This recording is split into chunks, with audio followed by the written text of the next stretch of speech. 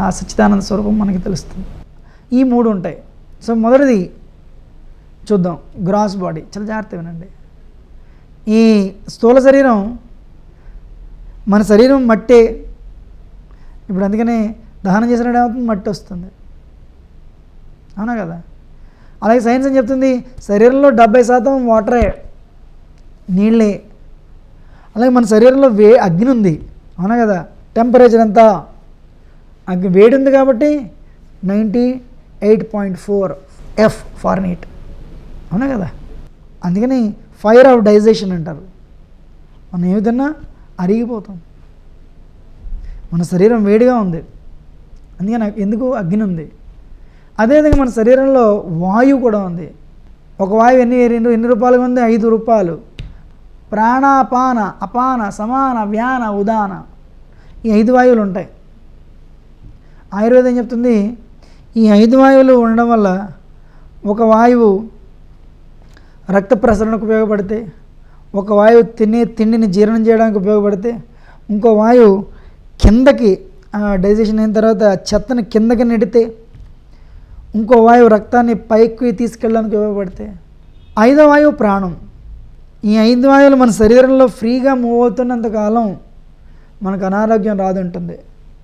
ఎప్పుడైతే మనం అర్ధరాత్రి లేట్గా పడుకోవడం, లేదు మనకి సరైన నియంత్రణ లేదు శరీరం మీద, ఒకసారి రాత్రి మధ్యాహ్నం 12 గంటలు తింటాం, ఒకసారి 3 గంటలు తింటాం, ఒకసారి 4 గంటలు తింటాం, ఒకసారి తినం, లేదు అర్ధరాత్రి 1 గంట 2 గంటలు తిన్నాం. మీకు ఇర్రెగ్యులర్ హ్యాబిట్స్ ఉన్నాయనుకోండి, అప్పుడేమవుతుంది, ఈ శరీరంలో వాయువుల తాలూకా ప్రసరణ సరిగ్గా జరిగినప్పుడు మనకి వెంటనే ఏమవుతుంది, అనారోగ్యం వస్తుంది. అనారోగ్యం వచ్చినప్పుడు ఏం చేస్తారు వాళ్ళు, ఆ వాయువులు సరిగ్గా శరీరంలో చరించడానికి మందిస్తారు.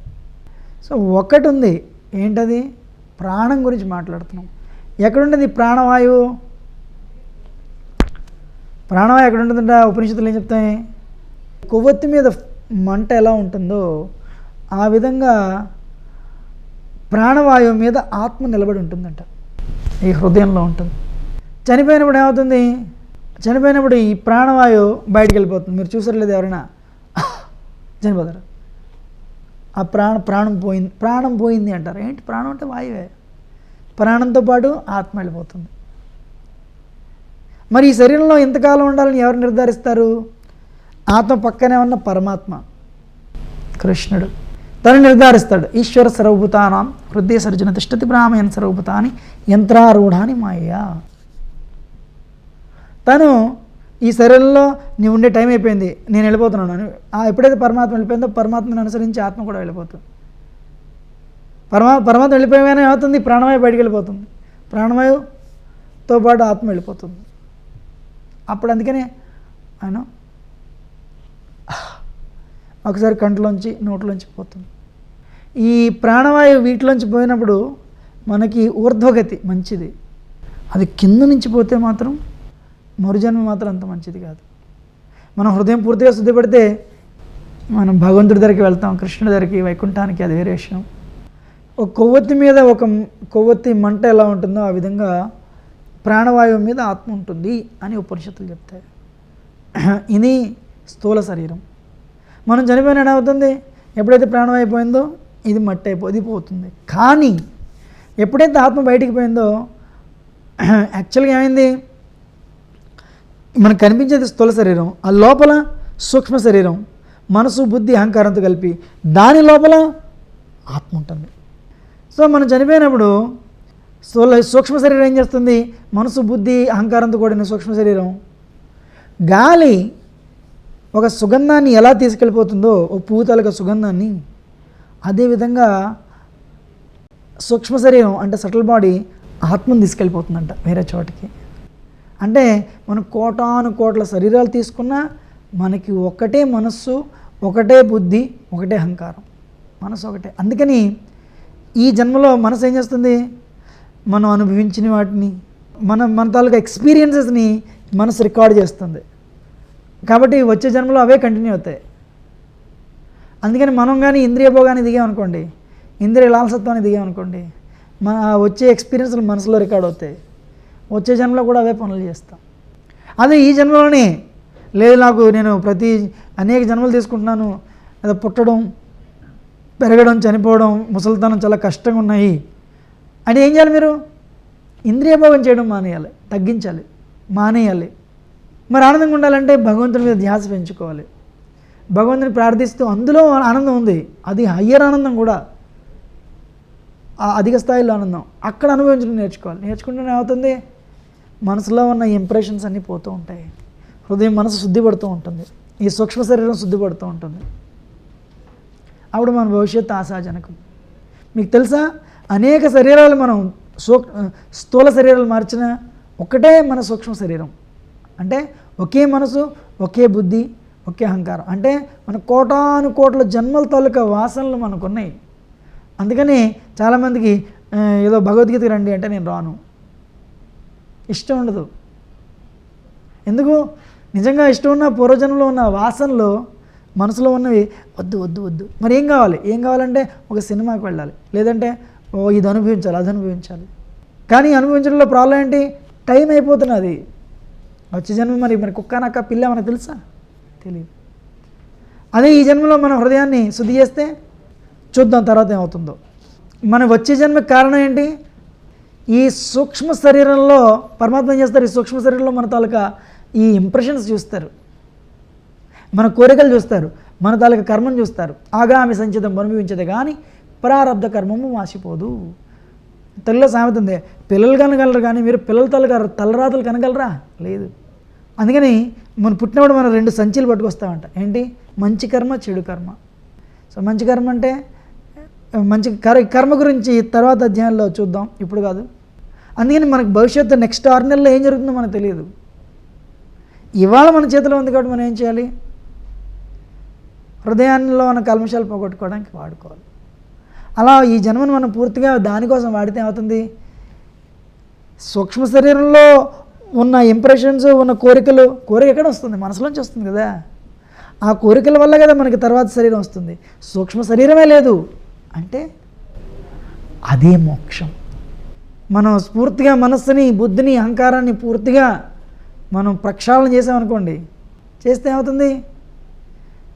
చనిపోయినప్పుడు ఈ స్థూల శరీరం పోతుంది, ఈ సూక్ష్మ శరీరం కూడా ఇందులో ఏం లేవు, అకౌంట్ 0.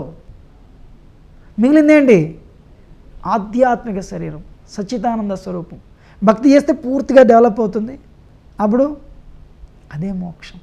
అంటే మరి భగవంతుడు సచ్చిదానందమే, మనం సచ్చిదానందం అంటే మనం భగవంతుడు అయిపోతామా? అంటే కాదు.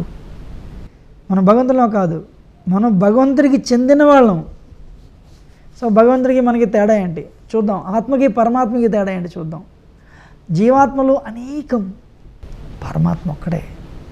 ఆత్మ ఇందాడే చూసాం. ఆత్మ తాలూకా పరిమాణం ఎంత? ఒక వెంట్రుక కొనలో 10,000 వంతు, 10⁻⁻⁴ టిప్ ఆఫ్ ద హెయిర్. కానీ పరమాత్మ, మనం అనైతే పరమాత్మ విభు, ఇన్ఫినిట్, అనంతం. మనకి మన శరీరం గురించి తెలుసు, కానీ పరమాత్మకి, భగవంతుడి ఈ ప్రపంచం అంతటి గురించి తెలుసు. మనం అనేకం, ఏకో బహునాం, తను ఒకడే, కానీ జీవులు బహునాం. మరి తనకు చెందిన వాళ్ళే మనం. సముద్రం నీటి బొట్టు అంటే, సముద్రం నీటి బొట్టు ఏంటి? క్వాలిటీలో సేమే. అంటే తను సచ్చిదానంద స్వరూపమే, మనం సచ్చిదానంద స్వరూపమే. ఈ చుక్కలో H2O, సముద్రం అంతా H2O. కానీ ఒక చుక్క అవడం వల్ల ఈ నీటి బొట్టు ఎండిపోయే అవకాశం ఉంది. కానీ ఈ నీటి బొట్టులో మీరు పడవలు నిలబెట్టగలరా? పెద్ద పెద్ద చేపలు నిలబెట్టగలరా? షార్కుల్ని, డాల్ఫిన్స్ని, వేల్స్ని ఈ నీటి బొట్టులో పెట్టగలరా? లేదు. కానీ సముద్రం ఎన్నో పడవలకి, ఎన్నో జలచరాలకి, పెద్ద పెద్ద తిమ్మింగళాలకి, మొసళ్ళకి, పడవల్ని, వాటన్నిటినీ సముద్రంలో మనం నిలపచ్చు. సో క్వాలిటీలో ఒకటే, తను H2O, మనం H2O. కానీ తను అపరిమితం, అనంతం, మనం చిన్న.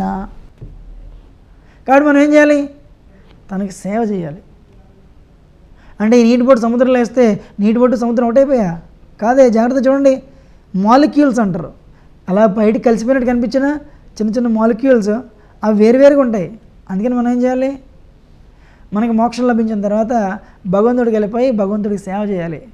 ఒక లక్ష్మీదేవి, ఒక జై విజయలో, ఒక నారదముని ఎలా భగవంతుడి సేవ చేస్తున్నారో ఆ విధంగా మనం భగవంతుడి తాలూకా నిత్య సేవకులు.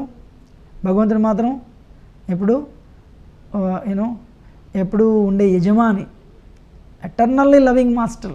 మనం ఈ శరీరం, మనం ఎప్పుడైతే ఆత్మని తెలుసుకున్నామో, ఉత్తరం తెలుసుకుంటే సరిపోదు, దాని మీద మనం వ్యవహరించాలి.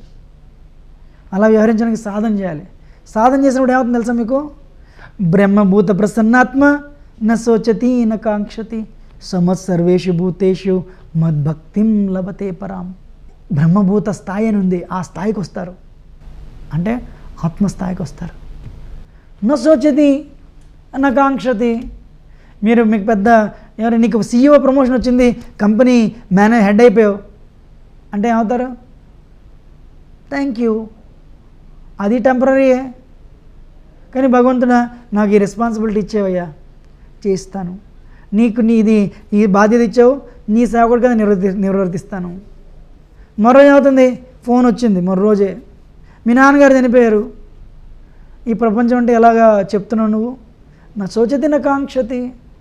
ఇవాళ ఉందని బెలూన్లో ఉబ్బిపోవడం లేదు, రేపు పోయిందని విచారం లేదు. ఎందుకు? ఇవన్నీ శరీరానికి. ఎవరు నన్ను వెక్కిరించారంటే అది శరీరానికి, ఎవరో నన్ను మాట అంటారంటే అది శరీరానికి, మనస్సుకి. కానీ మీరు మనస్సు కాదు, శరీరం కాదు. సర్వేషు భూతేషు, అందరిలోని మీరు ఆత్మలను చూస్తున్నారు. అప్పుడు అందరంటే రెస్పెక్ట్. మాత్రవత్ పరదారేషు పరద్రవేషు లోష్ట్రవత్ ఆత్మవత్ సర్వభూతేషు. జ్ఞానం అంటే ఏంటంటే ప్రతి స్త్రీని, మీరు వివాహితులైతే మీ భార్య కాకుండా పక్క వాళ్ళందరూ మీకు తల్లిలే. అదేవిధంగా పరద్రవేషు లోష్ట్రవత్, ఇతరుల తాలూకు ధనం మనకొద్దు, పాముతో సమానం.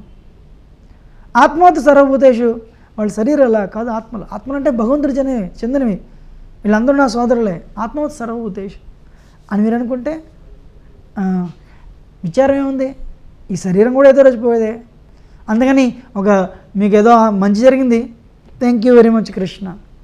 చెడు జరిగింది, thank you very much Krishna. ఆ స్థాయి బ్రహ్మభూత స్థాయి అంటారు. మీరు ఎప్పుడూ ఆనందంగా ఉంటారు. వచ్చిందని ఎప్పుడు అంటే ఏంటి? మీ కర్తవ్యం. ఈ ప్రపంచంలో మీరు చాలా ఎక్కువ కాలం ఉండరు, అందుకని మీ కర్తవ్యాన్ని మీరు నిర్వర్తిస్తారు.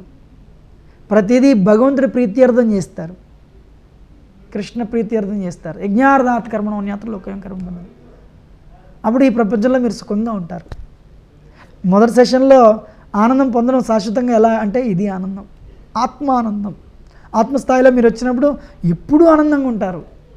దానికి ఏం చేయాలి? మేము చెప్తాం, భగవంతుడి తాలూకా మంత్రధ్యానం కలియుగంలో శ్రేష్టం. హరే కృష్ణ కృష్ణ కృష్ణ హరే హరే, హరే రామ రామ రామ హరే హరే. భగవంతుడి భక్తులు సేవ చేయడం, భగవంతుని పూజించడం, నవవిధ భక్తి చూద్దాం. ఆ నవవిధ భక్తులు చేయడం, భక్తి చేయడం 9 విధాలుగా చేస్తే హృదయం శుద్ధిపడుతుంది, ఆత్మస్థాయికి వస్తారు, ఆనందిస్తారు. సాధన చేయాలి కొంతకాలం, వెంటనే జరగదు. అంతేగాని ఉత్తనే ఈ పూజ చేయండి, ఈ వ్రతాలు చేయండి అంటే పని జరగదు.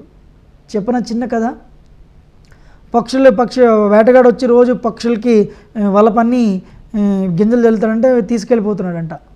పక్షులేమో ఆ గింజలకి టెంప్ట్ అయిపోయి ఆ వల్ల పడుతూనే పట్టుకెళ్ళిపోతున్నాడు. పక్షులు ఏం చేసే, ఒకరోజు ఒక ఋషి దగ్గరికి వెళ్ళి, ఇలా రోజు వస్తున్నాడు, రోజు పట్టుకెళ్ళిపోతున్నాడు, ఆ గింజలు చల్లితే ఆ గింజలకి మేము గింజల్లో ఆ వ్యామోహంలో పడి వల్ల పడిపోతున్నాము, మమ్మల్ని రక్షించుకునే మార్గం చెప్పండి అంటే, మీకు వ్రతం చెప్తాను, పొద్దున్నుంచి సాయంత్రం వరకు ఈ వ్రతంలో భాగంగా చెట్టు మీద కూర్చొని ఈ మంత్ర జపం చేయండి. ఏంటంటే వేటగాడు వస్తాడు, గింజలు పన్నుతాడు, గింజలు జల్లుతాడు, వల్ల పన్నుతాడు, ఆ గింజల వ్యామోహంలో పడి వల్ల పడకండి, ఈ మంత్రం జపం చేయండి అన్నాడు, ఈ వ్రతం చేయండి అన్నాడు. అంటే దాని అర్థం ఏంటి? ఆ ఇచ్చిన మంత్రంలో దాని అర్థం ఉంది. వీళ్ళు ఏం చేసి చెట్టు మీద కూర్చున్నాయి, వాడికి విపరీతమైన నమ్మకం వచ్చింది. ఆ నమ్మకం వచ్చినప్పుడు ఆ మంత్రం చేస్తున్నాయి. వేటగాడు వస్తాడు, వల్ల పన్నుతాడు, గింజలు చల్లుతాడు, లోపంతా వల్ల పడద్దు. వేటగాడు వచ్చాడు, గింజలు చల్లాడు, వల్ల పన్నాడు. వీటికి ఈ మంత్రం మీద నమ్మకం, ఏం జరగదని చెప్పి అన్నీ వాలే. గింజలు తింటే ఏమంటున్నాయి? వేటగాడు వస్తాడు, వల్ల పన్నుతాడు, గింజలు చల్లుతాడు, వల్ల పడకండి. మంత్రం చెల్లితే సరిపోతుందా? మనం ప్రవర్తించాలి కూడా. వాడు ఏం చేశాడు, అన్ని పక్షులన్నింటినీ జేబులో పెట్టుకున్నాడు, వెళ్ళిపోతున్నాడు. ఆ బ్యాగులు కూర్చుని ఏమన్నాయి, వేటగాడు వస్తాడు, వల పనుతాడు, గింజలు చల్లుతాడు, అందులో పడకండి అంటున్నాడు. ఆ విధంగా ఓ వ్రతం ఓ మంత్రం చేసి నా ప్రవర్తన నేను మార్చుకునంటే జరగదు. మన ప్రవర్తన కూడా మార్చుకోవాలి.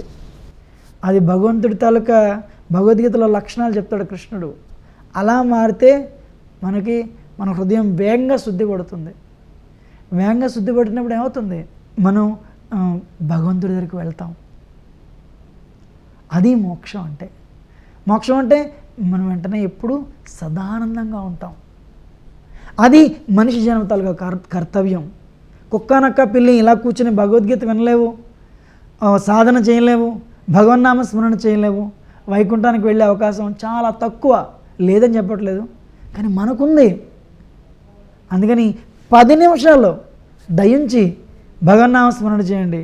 మీ హృదయంలో కల్మషాలు పోతాయి. హరే కృష్ణ కృష్ణ కృష్ణ హరే హరే, హరే రామ రామ రామ హరే హరే. ఇది షోడశకం నామం కలికల్మష నాశనం నాతః పరతరూపాయ సర్వేదేశు దృశ్యతే. ఈ 16 అక్షరాలు మంత్రం జపం చేస్తే హృదయంలో కల్మషాలపై భగవత్ ప్రేమ వస్తుంది, కృష్ణ ప్రేమ. మనం భగవంతుడితో క్వాలిటీలో ఒకటి, క్వాంటిటీలో వేరు. తన అనంతుడు, మనం అణువు. ఇది మనం దృష్టిలో పెట్టుకుంటే, మనం భగవంతుడి నిత్య సేవకులను మనం భావిస్తే మనం డెఫినెట్గా మోక్షానికి అర్హులవుతాం. దాని తర్వాత భక్తికి కూడా అర్హులవుతాం. హరే కృష్ణ. వచ్చే వారం కలుద్దాం. నమస్తే. ఈ కార్యక్రమాన్ని మీకు సమర్పించిన వారు Vasudeva realtors private limited, Bloomfield Elation, near Delhi public school, Kajaguda, Hyderabad. Hare Rama Hare Rama Rama Rama Hare Hare, Hare Krishna Krishna Krishna Hare Hare, Hare Rama Rama Rama Hare Hare, Hare Krishna Krishna Krishna Hare Hare, Hare Rama